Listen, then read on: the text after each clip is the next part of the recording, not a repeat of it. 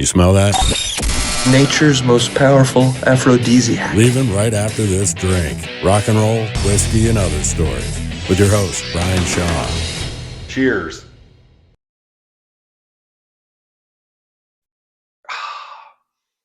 So good. So good. Welcome to episode 4 of I'm Leaving Right After This Drink, Rock and Roll, Whiskey, and Other Stories. And I'm sure right away, if you're watching this, you're going to notice a couple of things real quick. Number one, I'm not drinking Jack Daniels. I'm drinking Buffalo Trace Kentucky Bourbon Whiskey. This shit, good stuff. Jack Daniels I'm not drinking tonight just because it's all been packed away, which leads me to why you're seeing what you see here on the back wall, which is nothing. The guitar has been packed up. Everything has been packed up as I'm leaving this home studio to go to a bigger and better place, and I'm super excited to get there. And I know we're sitting here, and I say this every episode of who was I going to talk about tonight, or why was I going to pick this topic tonight? And yet, literally, up until 5 minutes ago before I turned on the camera, I had no idea who the hell I was going to talk about. And then I was just, for some reason, I don't know why the hell Oprah Winfrey popped into my head, but she did. And I was like, really? Oprah Winfrey? Like, I knew she'd been in the news the last few weeks over her, like, Weight Watchers stock and selling it. Like, is it a conflict of interest? Is it this? Is it that? Is she doing this? Is she taking some weight loss drug? Like, I don't know what's going on with Oprah Winfrey. But we're not talking about Oprah Winfrey. We're going to talk about Stedman Graham. And I know you're probably thinking, Stedman Graham. Okay.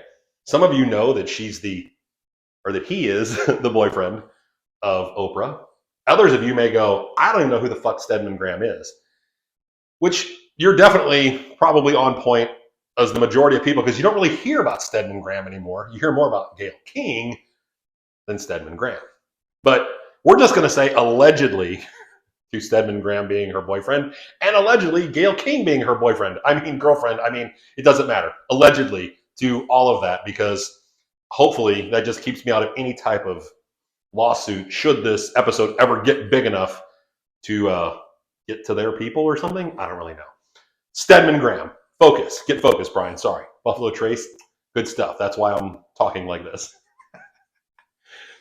Stedman Graham. I'm going to tell you a little bit about Stedman Graham and my experience. This is only my experience. That's all I can talk about. Again, if you've met him, you may have an entirely different point of view. You may, in general, just have a different point of view based on what you know about him or whatever. But I'm just going to tell you what I know about him, which is a whole lot of nothing, even still, after he did a leadership presentation to my college class. So I went back to school late. In my mid-30s, I went back to school and did my bachelor's and master's program and got those degrees. And it just so happened that in our master's program, one of the speakers that came to our school was Stedman Graham. And one of our classes was one that got to actually see him present and talk to us and everything, which was really cool. And there was probably, 50 or 60 people in this presentation. So it was pretty awesome that somebody of that stature came and spoke to us about leadership. And what I noticed first and foremost when Stedman Graham walked into the room, outside of the fact that this man is just tall, I noticed, man, he looks really like out of it. And out of it in a sense, like, did he just get out of bed like 10 minutes ago before somebody dropped him off here? Was he sleeping in the limo on the way over? Like, what was going on? I don't know. But this guy's clothes and just the way he looked, like he literally had just grabbed his stuff right out of the drawer, wadded up in a ball, and threw it on and took off to the school because he was running late. I don't really know, but that's my initial impression of a man who's with Oprah Winfrey, who is arguably one of the most powerful women in the world, right? Like, she came from nothing and now has this media empire. And I'm looking at him and I'm going, him, Oprah, Stedman, Oprah. Very weird. Like, they just don't seem like they go together based on what I am seeing. And I say that because, like, let's comparatively look at this. Like, if you saw me with Pam Anderson, you'd be like, what? No, well, wait a second. That could be realistic, actually, because, I mean, she was with Kid Rock and Tommy Lee. I mean, Jesus Christ. I got that in the bag, right? We've also got, I don't know, who else can I compare that to? Maybe like me and Jenna Jameson? No, can't really say that anymore because she's with a woman. If I was with Dolly Parton, like if somebody said Dolly Parton's boyfriend was Brian Shaw, you'd go, what? Who? Whatever. And you'd look at me and you go, really? That guy? Exactly. That's what I'm saying about Stedman Graham to Oprah Winfrey. Just didn't make sense. So he comes in, he's given his presentation, and after I get over the fact that he looks completely out of it, even looks stoned. And I'll be honest, I don't care if you get high. I don't care if you're stoned to the bone giving me a presentation. I'm wearing a Keith Richards for President t-shirt tonight. I don't give a shit if you get high. I don't care what you do. But I would have expected some sort of professionalism if you're giving me a presentation on leadership. So that's really all that I know of his presentation, because I was so distracted as he spoke that the presentation didn't match what was coming out of his mouth. And I don't mean like there was some weird photo or whatever on his slide. I mean that he's talking about something, and yet the slide does not have any of those words on it, nothing related to what he is speaking about. And I'm like, is he just totally ad-libbing from the presentation? Because total side note here, folks, if I'm going to watch you do a presentation, please make sure that you're using the slide as just kind of bullet points, and you're going to talk and ad-lib and have fun and move the conversation forward based on those keywords or whatever that's on your slide. So I thought maybe that's what he's doing. And the more I listened and the more I looked at his slide, I'm like, no, that is not what's happening. He's on like slide 4, but whatever he's talking about is on like slide 8. And you only know this because sorry, he realizes at some point that he's not on the right slide. And as he's talking, he's like, click, click, click, click, click, and he's still looking and like, where is the slide?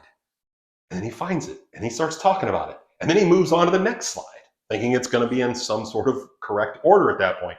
And it is not. It was the most ridiculous thing I had ever seen. I'm like, how is this man's presentation not matching what he says? But it goes back to what I was saying.